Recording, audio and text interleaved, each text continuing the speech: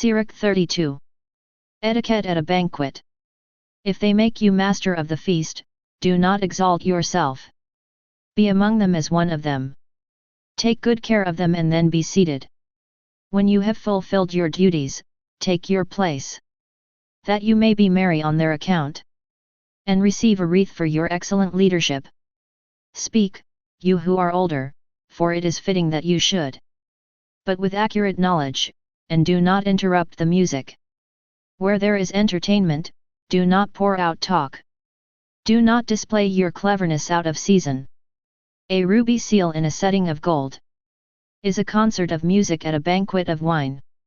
A seal of emerald in a rich setting of gold is the melody of music with good wine.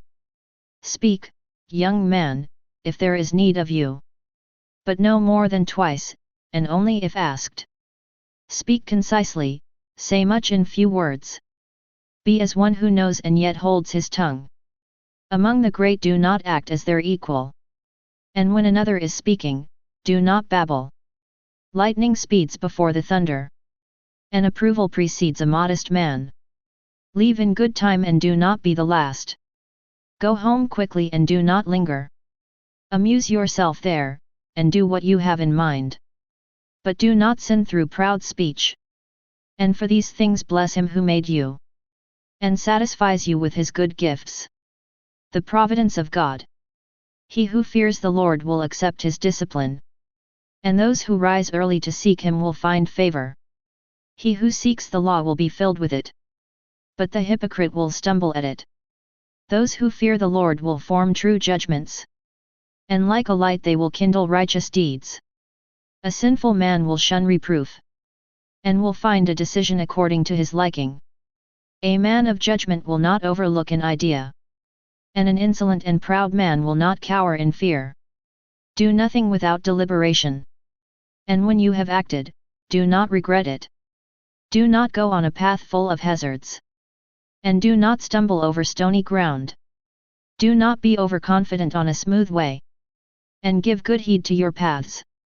Guard yourself in every act, for this is the keeping of the commandments. He who believes the law gives heed to the commandments, and he who trusts the Lord will not suffer loss. Sirach 33. No evil will befall the man who fears the Lord, but in trial he will deliver him again and again. A wise man will not hate the law, but he who is hypocritical about it is like a boat in a storm. A man of understanding will trust in the law. For him the law is as dependable as an inquiry by means of Urim. Prepare what to say, and thus you will be heard. Bind together your instruction, and make your answer. The heart of a fool is like a cart wheel, and his thoughts like a turning axle. A stallion is like a mocking friend. He neighs under every one who sits on him. Differences in nature and in mankind. Why is any day better than another, when all the daylight in the year is from the sun? By the Lord's decision they were distinguished, and he appointed the different seasons and feasts. Some of them he exalted and hallowed, and some of them he made ordinary days. All men are from the ground, and Adam was created of the dust. In the fullness of his knowledge the Lord distinguished them, and appointed their different ways. Some of them he blessed and exalted, and some of them he made holy and brought near to himself. But some of them he cursed and brought low, and he turned them out of their place, as clay in the hand of the potter. For all his ways are as he pleases, so men are in the hand of him who made them, to give them as he decides. Good is the opposite of evil, and life the opposite of death. So the sinner is the opposite of the godly. Look upon all the works of the Most High. They likewise are in pairs, one the opposite of the other. I was the last on watch. I was like one who gleans after the grape gatherers. By the blessing of the Lord I excelled, and like a grape gatherer I filled my wine press. Consider that I have not labored for myself alone, but for all who seek instruction. Hear me, you who are great among the people, and you leaders of the congregation, hearken. The advantage of independence. To son or wife, to brother or friend. Do not give power over yourself, as long as you live. And do not give your property to another, lest you change your mind and must ask for it, while you are still alive and have breath in you. Do not let anyone take your place. For it is better that your children should ask from you, than that you should look to the hand of you sons. Excel in all that you do. Bring no stain upon your honor. At the time when you end the days of your life, in the hour of death, distribute your inheritance. The treatment of slaves. Fodder and a stick and burdens for an ass. Bread and discipline and work for a servant. Set your slave to work, and you will find rest. Leave his hands idle, and he will seek liberty. Yoke and thong will bow the neck. And for a wicked servant there are racks and tortures. Put him to work, that he may not be idle. For idleness teaches much evil. Set him to work, as is fitting for him. And if he does not obey, make his fetters heavy. Do not act immoderately toward anybody. And do nothing without discretion. If you have a servant, let him be as yourself, because you have bought him with blood. If you have a servant, treat him as a brother. For as your own soul you will need him. If you ill-treat him, and he leaves and runs away, which way will you go to seek him? Sirach 34. Dreams mean nothing. A man of no understanding has vain and false hopes. And dreams give wings to fools. As one who catches at a shadow and pursues the wind, so is he who gives heed to dreams. The vision of dreams is this against that. The likeness of a face confronting a face. From an unclean thing what will be made clean? And from something false what will be true? Divinations and omens and dreams are folly. And like a woman in travail the mind has fancies. Unless they are sent from the Most High as a visitation. Do not give your mind to them. For dreams have deceived many. And those who put their hope in them have failed. Without such deceptions the law will be fulfilled. And wisdom is made perfect in truthful lips. Experience as a teacher. An educated man knows many things. And one with much experience will speak with understanding. He that is inexperienced knows few things. But he that has travelled acquires much cleverness. I have seen many things in my travels. And I understand more than I can express.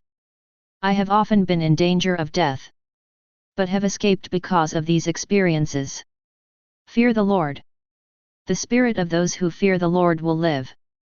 For their hope is in him who saves them. He who fears the Lord will not be timid, nor play the coward, for he is his hope. Blessed is the soul of the man who fears the Lord. To whom does he look? And who is his support? The eyes of the Lord are upon those who love him. A mighty protection and strong support. A shelter from the hot wind and a shade from noonday sun. A guard against stumbling and a defense against falling. He lifts up the soul and gives light to the eyes. He grants healing, life, and blessing. Offering sacrifices. If one sacrifices from what has been wrongfully obtained, the offering is blemished. The gifts of the lawless are not acceptable. The Most High is not pleased with the offerings of the ungodly. And he is not propitiated for sins by a multitude of sacrifices.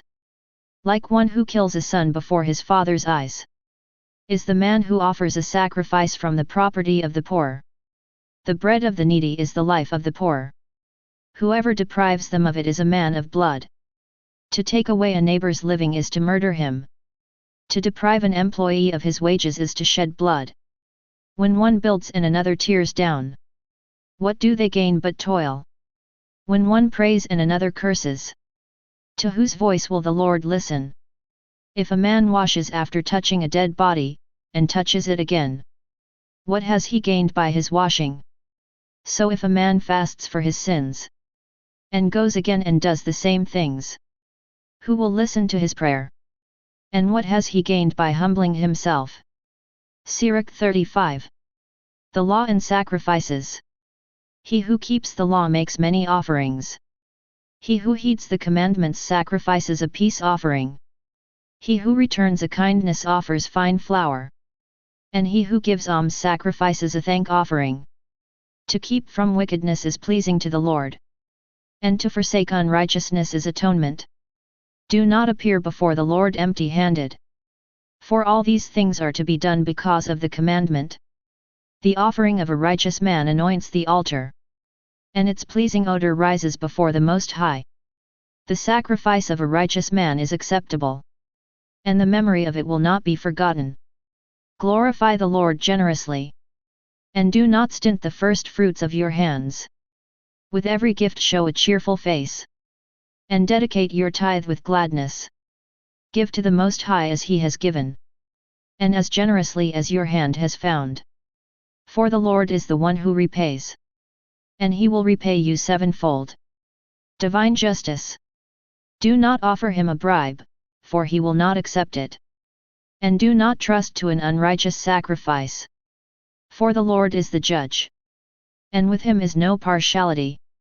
He will not show partiality in the case of a poor man, and He will listen to the prayer of one who is wronged.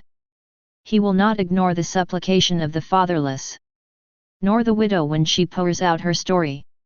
Do not the tears of the widow run down her cheek, as she cries out against him who has caused them to fall? He whose service is pleasing to the Lord will be accepted, and his prayer will reach to the clouds. The prayer of the humble pierces the clouds, and he will not be consoled until it reaches the Lord. He will not desist until the Most High visits him, and does justice for the righteous, and executes judgment. And the Lord will not delay, neither will He be patient with them, till He crushes the loins of the unmerciful, and repays vengeance on the nations, till He takes away the multitude of the insolent, and breaks the scepters of the unrighteous, till He repays man according to his deeds, and the works of men according to their devices, till He judges the case of His people, and makes them rejoice in His mercy. Mercy is as welcome when He afflicts them, as clouds of rain in the time of drought. Sirach 36. A prayer for God's people. 36 Have mercy upon us, O Lord, the God of all, and look upon us, and cause the fear of Thee to fall upon all the nations. Lift up Thy hand against foreign nations, and let them see Thy might. As in us Thou hast been sanctified before them, so in them be Thou magnified before us. And let them know Thee, as we have known, that there is not God but Thee, O Lord. Show signs anew, and work further wonders. Make Thy hand and Thy right arm glorious. Rouse Thy anger and pour out Thy wrath. Destroy the adversary and wipe out the enemy. Hasten the day, and remember the appointed time. And let people recount Thy mighty deeds. Let him who survives be consumed in the fiery wrath. And may those who harm Thy people meet destruction. Crush the heads of the rulers of the enemy, who say, There is no one but ourselves. Gather all the tribes of Jacob, and give them their inheritance, as at the beginning. Have mercy, O Lord, upon the people called by Thy name, upon Israel, whom Thou hast likened to a firstborn son. Have pity on the city of Thy sanctuary, Jerusalem, the place of Thy rest. Fill Zion with the celebration of Thy wondrous deeds, and Thy temple with Thy glory. Bear witness to those whom Thou didst create in the beginning, and fulfill the prophecies spoken in Thy name. Reward those who wait for Thee, and let Thy prophets be found trustworthy. Hearken, O Lord, to the prayer of Thy servants, according to the blessing of Aaron for Thy people. And all who are on the earth will know that Thou art the Lord, the God of the ages. Concerning discrimination, the stomach will take any food, yet one food is better than another.